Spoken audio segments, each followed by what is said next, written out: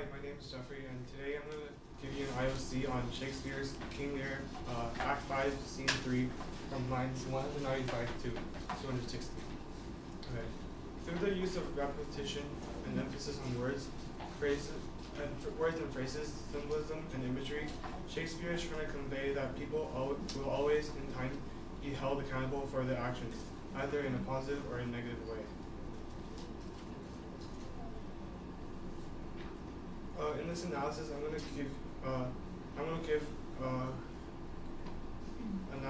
analysis on how the thesis relates to each of the characters who either suffered or prospered from their actions. But first, I'll talk about the reference to the gods and how it's important.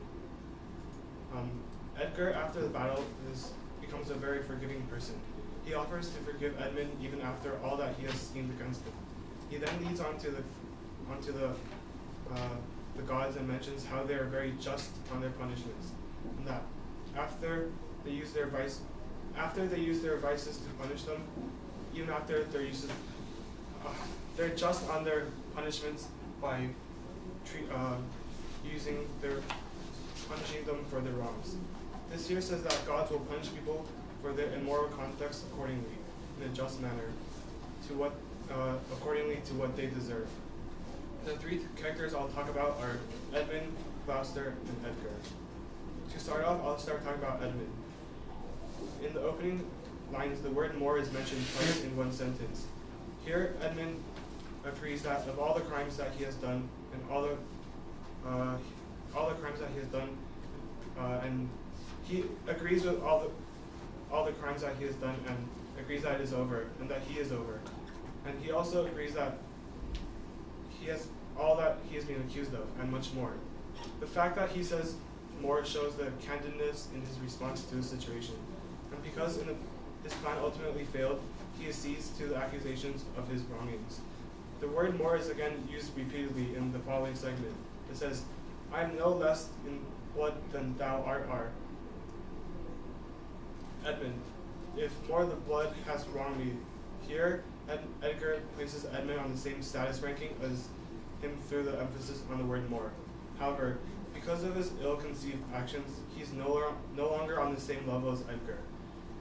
It is because of his actions that he will no longer have the same type of power and nobleness that he could have possessed if he had not tried to overthrow his father.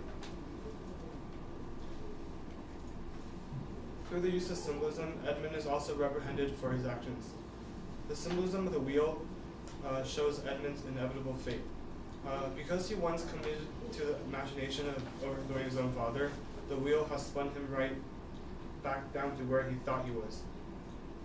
If he had not plotted such a scheme, he would still be up there. However, because he did so, the symbolism of the wheel had held him accountable for it and spun him back down. Furthermore, I'll talk about how Gloucester was held accountable for his actions. Through the use of imagery, we can see how Gloucester is reprehended for it. The imagery of the dark and vicious place show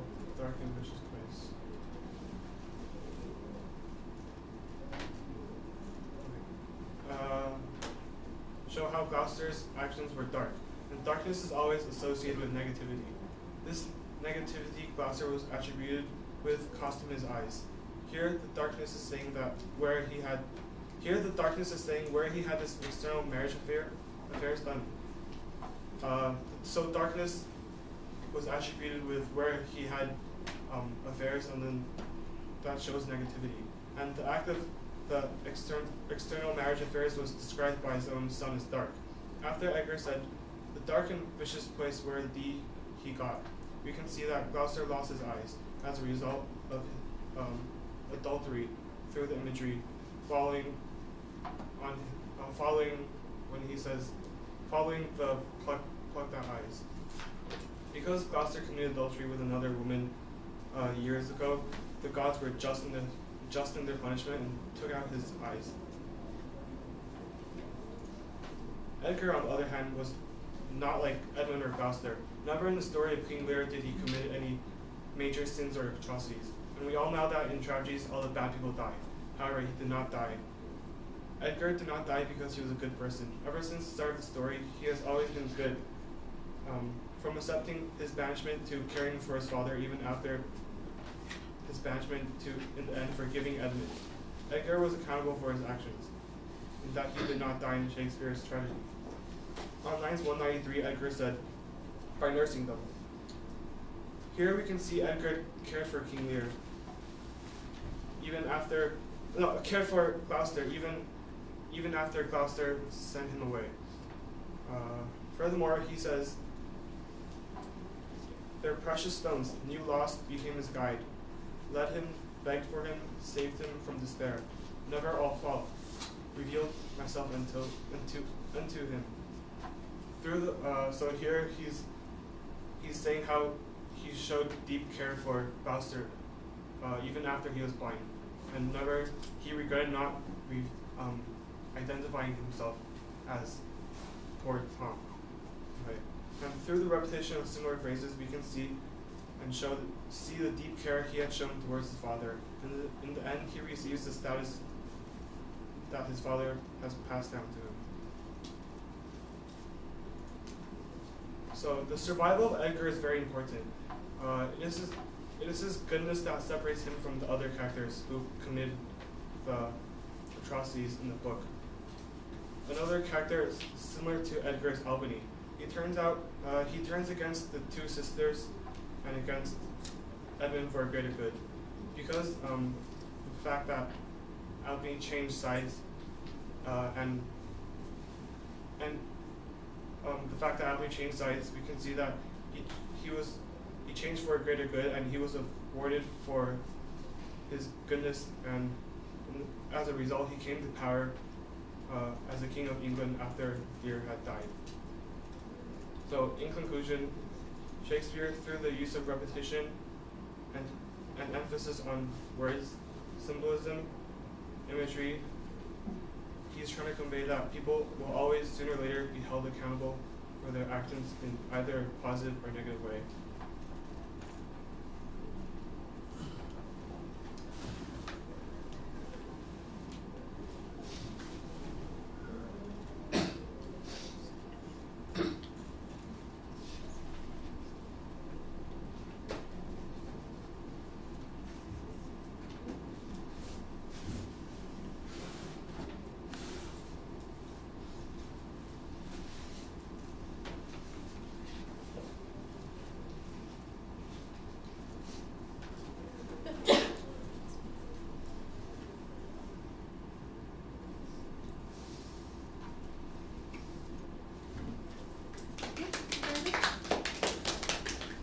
On to Q&A.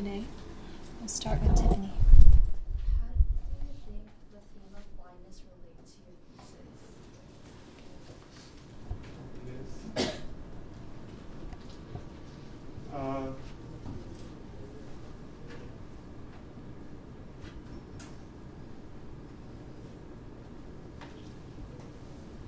Can you rephrase that? Overall, in this entire story, the theme of blindness has been a really significant theme, and it has been portrayed throughout a lot of characters. So how do you think the importance of the theme blindness relates to your thesis? Maybe that it doesn't matter if you're blind or not, even though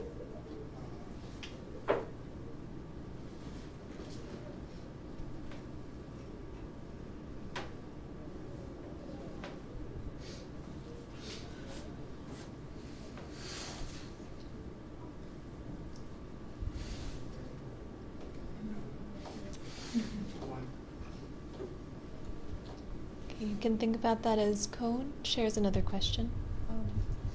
You said that Edgar's survival separates the good character from other characters, and therefore Shakespeare advocates for the good and not the bad. Then why do you think he, in King Lear, Cordelia, who's portrayed as like the most angelic character, died? I think Cordelia died because, to emphasize on this point, because if she had survived, then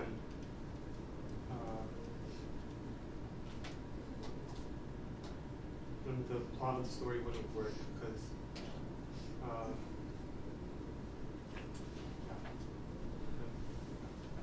Okay, thank you very much.